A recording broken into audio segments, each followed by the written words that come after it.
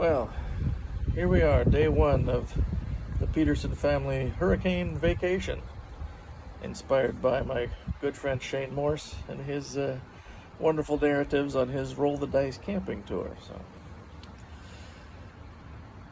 Well, we're calling it the hurricane vacation because hurricane whatever it was coming up through Florida and up through North Carolina, where we're at now.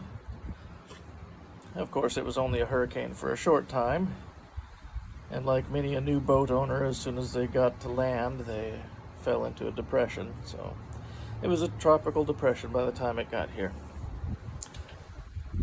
But my older brother, the stupid one, suggested that in order to miss the brunt of the hurricane, we could beat it here, and then we could be inside his house when it hit.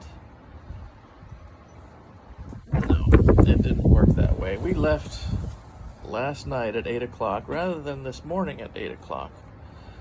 And we drove through several hours of torrential rain in a big van. That wasn't very fun. And even though we only had 6 kids, a van full of 8 people, it felt kind of empty, We did have some throwing up going on. One of the kids threw up 6 times. Fortunately, not on anything. He had the bucket, so the bucket saved us all.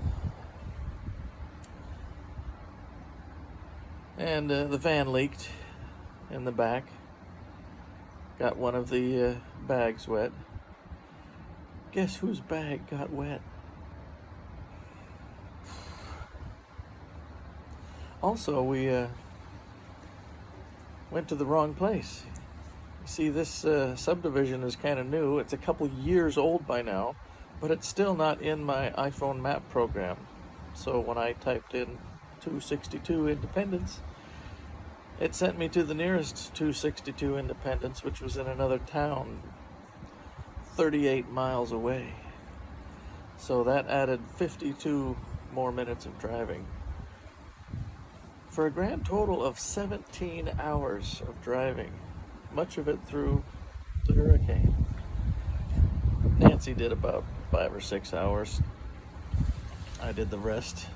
I did manage to get a couple hours of sleep. But we're here. We didn't crash. The tire didn't blow up, although I was suspecting it might. It was wobbling a bit there.